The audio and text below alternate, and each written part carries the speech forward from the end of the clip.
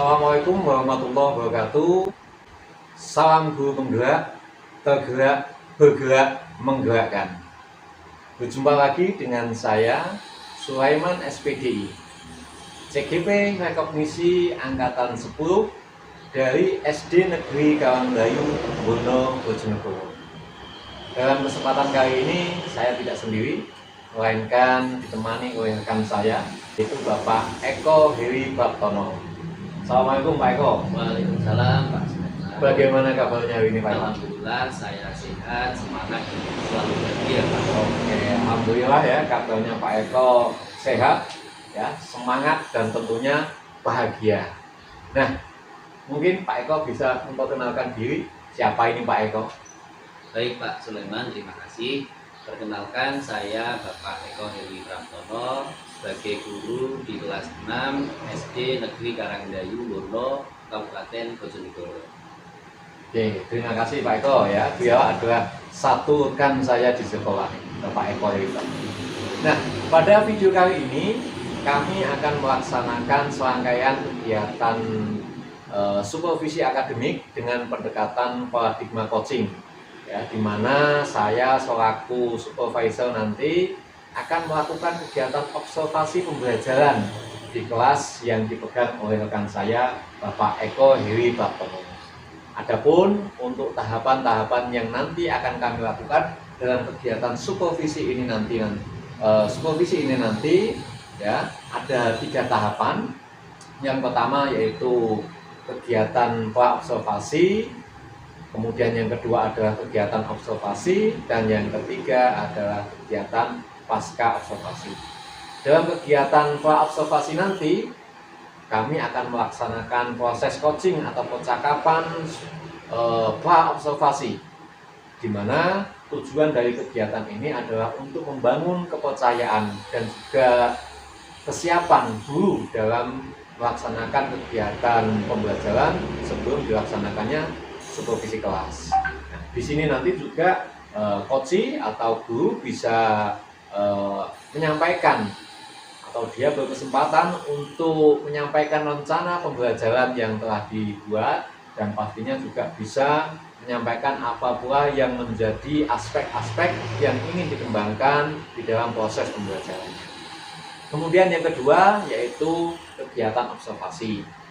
Dalam kegiatan observasi ini nanti kegiatannya kita akan berfokus pada pengamatan pastinya, dan aspek-aspek nanti yang telah disepakati dalam proses pra-observasi akan menjadi aspek utama.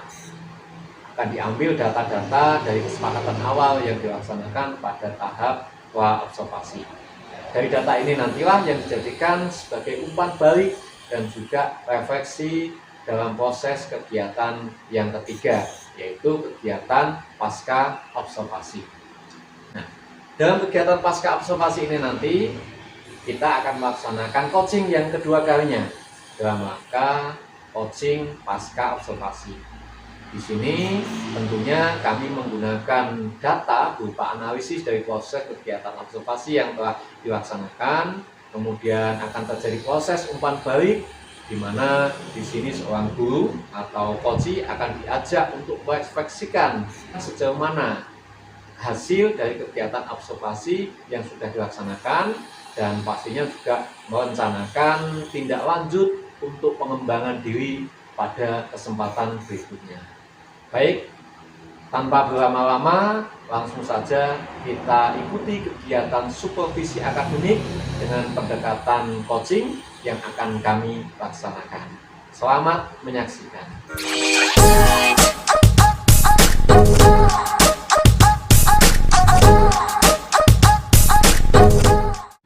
Baik Pak Eko, sebelumnya kami ucapkan terima kasih atas kesempatannya, waktu dan lain sebagainya, sehingga kita bisa meluangkan waktu untuk berbincang-bincang dengan kami, dengan saya dalam kegiatan pra-observasi. Nah, sebelum nanti saya melakukan kegiatan supervisi pembelajaran di kelas yang Pak Eko pegang, terlebih dahulu kita akan melakukan proses coaching, ya. Akan melakukan proses coaching pra-observasi.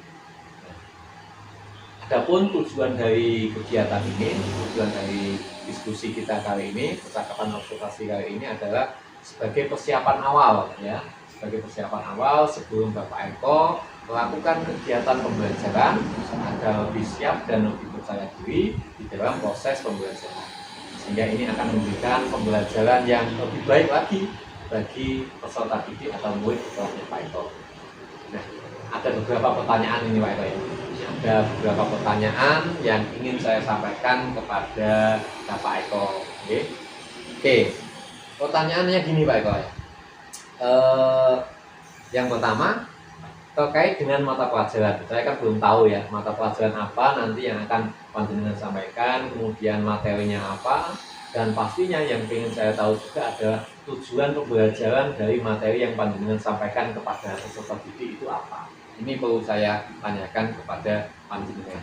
Ya, baik Pak Sulaiman, insya Allah rencana saya besok saya akan menyampaikan mata pelajaran IPAS Pak. Oh, mata pelajaran IPAS ya? Pelajaran IPAS di kelas 6 dengan materi bab 1 tentang sistem gerak manusia. Oke, materi pada mata pelajaran IPAS terkait dengan sistem gerak manusia. Nah, untuk tujuannya sendiri Pak Sulaiman, agar siswa itu dapat memahami bagaimana otot, kemudian sendi, tulang bekerja sama dalam tubuh manusia dengan kegiatan langsung membuat replika tangan dan perangkat tubuh. Jadi mata pelajaran nanti yang akan disampaikan adalah materi mapel IPAS, kemudian materinya terkait dengan sistem gerak dan otot ya, sistem gerak tubuh manusia itu ya. Adapun tujuannya adalah agar siswa ini ya dapat memahami ya, seperti itu ya, dapat memahami terkait dengan bagaimana sistem otot dan alat gerak itu, khususnya dalam hal ini adalah tulang yang bekerja sama dalam tubuh untuk menciptakan sebuah sistem gerak atau sistem rangka, bisa seperti itu ya. Oke, itu tujuan yang sangat bagus Pak Eko ya, sesuai dengan materi pembelajaran pastinya. Kemudian ini Pak Eko ya, apakah ada area tertentu atau dimensi tertentu yang nantinya akan panjenengan kembangkan dalam proses pembelajaran nanti Pak Eko? Ya, baik Pak Sulaiman, tentu saya di kelas 6 itu merasa belum mampu untuk mengkondisikan kelas. Mengkondisikan kelas ya. Jadi saya ingin memastikan bahwa siswa itu terlibat aktif dalam memahami materi secara mendalam. Tidak hanya itu saja Pak ya, namun lebih kepada membangun kolaborasi antar peserta didik yang ada di kelas. Kemudian mereka dapat memperoleh pengalaman dan pembelajaran yang bermanfaat. Luar biasa ya, ada aspek pengembangan yang ingin panjenengan kembangkan, di mana di sini panjenengan menginginkan semua siswa itu bisa terlibat aktif sehingga mereka dapat memahami terkait dengan materi secara mendalam. Nah, di situ juga tadi yang panjenengan sampaikan, bagaimana Bapak bisa membangun kolaborasi siswa-siswinya ketika nanti dalam proses pembelajaran ini, membangun kolaborasi yang positif, siswa bekerja sama di dalam proses pembelajarannya. Oke, pembelajaran yang kemana pastinya ini Pak Eko ya. Oke, luar biasa Pak Eko. Yang ingin saya kembangkan Pak. Baik ya, ini yang ingin dikembangkan Pak Eko ya. Jadi bagaimana nanti siswanya di kelas ini lebih bisa berkolaborasi dan juga ini ya, mana mengkondisikan kelas. Baik Pak Eko, untuk selanjutnya kalau tadi ada area pengembangan, sejauh ini mungkin sudahkah panjenengan mempunyai rencana atau bagaimanakah rancangan pembelajaran yang nanti bisa panjenengan laksanakan? Bisa mungkin dikasih gambaran saya itu.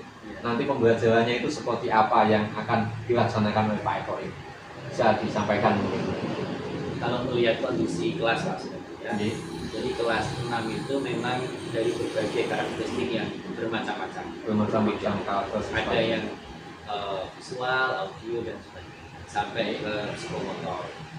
Jadi untuk model pembelajaran itu kira-kira kalau menurut saya tepat itu dengan project. Dengan project. Nah, di mana siswa nanti akan bekerja secara kelompok, kemudian akan membuat replika rangka atau sistem gerak pada manusia.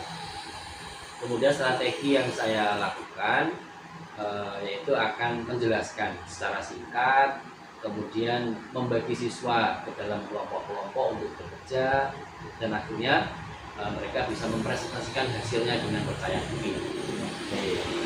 Pastinya apa yang sudah direncanakan ini semuanya mungkin tertuang atau tertulis di dalam LPP yang dengan buat ini Bapak ya.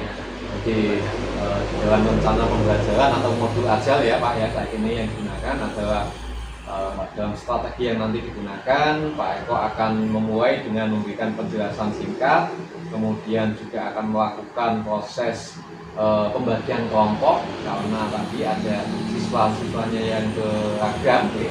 Nanti dibuat kelompok seperti itu, mereka akan mulai bekerja dan mereka pada akhirnya dalam satu kelompok nanti akan melakukan proses presentasi hasil dari tugas kelompoknya tadi ya, berupa membuat replika alat gerak ataupun juga menyimpulkan atau membuat kesimpulan dari proses pembelajaran itu tadi. Itu ya, jadi alurnya seperti itu mungkin ya. Baik, untuk selanjutnya ini Pak Eko, kan tadi kan sudah dijelaskan terkait dengan alurnya. Pastinya agar pembelajaran nanti mungkin di kelas itu nanti bisa efektif dan juga mungkin menarik minat anak-anak ya, anak masa termotivasi. Bagaimana dengan media-medianya? Apakah nanti bisa dikembangkan dengan hal-hal yang lain atau bagaimana terkait dengan media pembelajarannya? Betul Pak, untuk media itu memang sangat penting dalam pembelajaran. Nah, dalam sistem gerak pada manusia itu, untuk rencana yang akan saya pakai di kelas itu adalah seperti membuat replikanya dengan bahan karton, lem, gunting, dan beberapa gambar anatomi rangka tubuh manusia. Itu sebagai bahan referensi saya. Kemudian saya juga akan menampilkan sebuah video terkait dengan sistem otot dan rangka pada manusia. Oke, menarik sekali nih Pak Eko ya. Jadi nanti ada project yang digunakan di mana anak akan melakukan sebuah project membuat replika dengan bahan-bahan yang mungkin mudah didapat ya, ada karton dan lain sebagainya. Dan sebelumnya juga Pak Eko memberikan pemahaman kepada anak melalui tayangan-tayangan video yang pastinya itu juga nanti akan pertama di awal membuat rasa penasaran anak, sehingga anak di sini nanti mulai muncul rasa minatnya yang luar biasa terkait dengan ada penasaran terhadap materi pelajaran. Oke, luar biasa sekali Pak Eko ya terkait dengan media nanti yang digunakan juga di sini ya, sudah cukup matang sepertinya ini Pak Eko ya. Oke, selanjutnya ini Pak Eko kita akan masih di tahap observasi gitu. Selanjutnya ini untuk kapan pelaksanaannya kan saya kan belum tahu nih yang pasti dari panjenengan. Jadi setelah saya menyusun modul ajar Pak Suliman dengan memperhatikan capaian tujuan pembelajaran, insya Allah besok hari Senin pagi akan saya laksanakan pembelajaran IPAS 2 jam di kelas 2 jam di kelas. Oke, jadi besok Senin pagi insya Allah saya akan menggunakan waktu tersebut, meluangkan waktu tersebut. Kebetulan kelas saya juga kosong Pak Eko, jadi saya bisa melakukan proses supervisi ke kelas panjenengan. Saya akan melihat proses berjalannya kegiatan pembelajaran yang sudah Pak Eko rencanakan. Baik Pak Eko ya, sebagai akhir dari diskusi kita ataupun juga proses coaching hari ini Pak Eko, apa ini yang panjenengan dapatkan, yang Bapak dapatkan dari proses percakapan kita pada siang hari ini? Ya.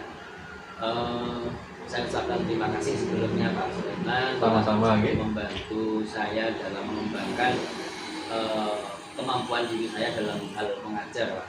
Jadi percakapan ini sangat membantu saya lebih fokus pada tujuan pembelajaran dan strategi yang akan saya gunakan di kelas. Pertanyaan-pertanyaan dari Pak Sulaiman juga membuat saya lebih terbuka dalam berpikir tentang bagaimana memastikan keterlibatan siswa itu di dalam kelas serta pemahaman mereka. Baik Pak Eko, saya terima Terima kasih Pak. Sama-sama Pak Eko, ya luar biasa sekali tadi. Yang pasti rencana-rencana yang disampaikan insya Allah sudah begitu matang, dan juga tinggal besok bagaimana panjenengan melaksanakan proses produksi, dan mohon izin juga besok untuk saya bisa menghadiri ataupun saya berada di dalam kelas panjenengan. Siap. Oke, terima kasih Pak Eko untuk percakapan hari ini. Sampai jumpa besok di kelas panjenengan. Terima kasih. Assalamualaikum warahmatullahi wabarakatuh. Waalaikumsalam. Demikian tadi kegiatan diskusi atau coaching pra observasi yang telah dilaksanakan atau yang telah kami laksanakan dengan rekan saya Bapak Eko Heri Praptono. Sampai jumpa pada kegiatan selanjutnya, yaitu observasi atau supervisi kelas. Terima kasih. Assalamualaikum warahmatullahi wabarakatuh. Wah.